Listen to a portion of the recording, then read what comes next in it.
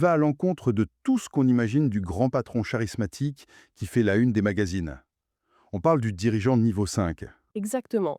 Le dirigeant de niveau 5, c'est c'est un paradoxe sur pattes. C'est quelqu'un qui combine une humilité personnelle quasi maladive avec une volonté professionnelle absolument féroce. L'exemple le plus marquant, c'est Darwin Smith, l'homme qui a transformé Kimberly Clark.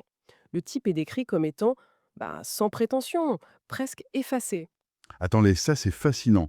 Le PDG qui transforme une entreprise du Fortune 500 préfère parler à des plombiers qu'à ses pairs Davos. C'est l'anti-PDG par excellence. On est à des années-lumière d'un Steve Jobs ou d'un Elon Musk en termes d'image. Complètement.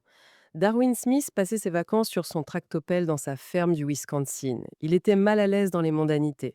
Et pourtant, c'est lui qui a pris la décision radicale de vendre toute l'activité historique de l'entreprise, les papeteries, pour tout miser sur les produits de consommation.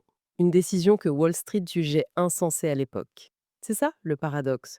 Une humilité désarmante d'un côté et une ambition, une volonté de faire pour l'entreprise de l'autre. L'étude utilise une analogie géniale pour ça, la fenêtre et le miroir. La fenêtre et le miroir, j'imagine que ça veut dire qu'il ne cherche pas à s'attribuer le mérite? Précisément, quand tout va bien, le dirigeant de niveau 5 regarde par la fenêtre.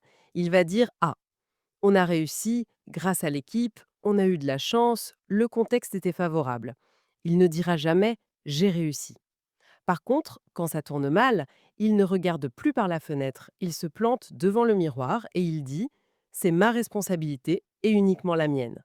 C'est l'exact opposé des dirigeants des entreprises de comparaison qui faisaient l'inverse, quoi.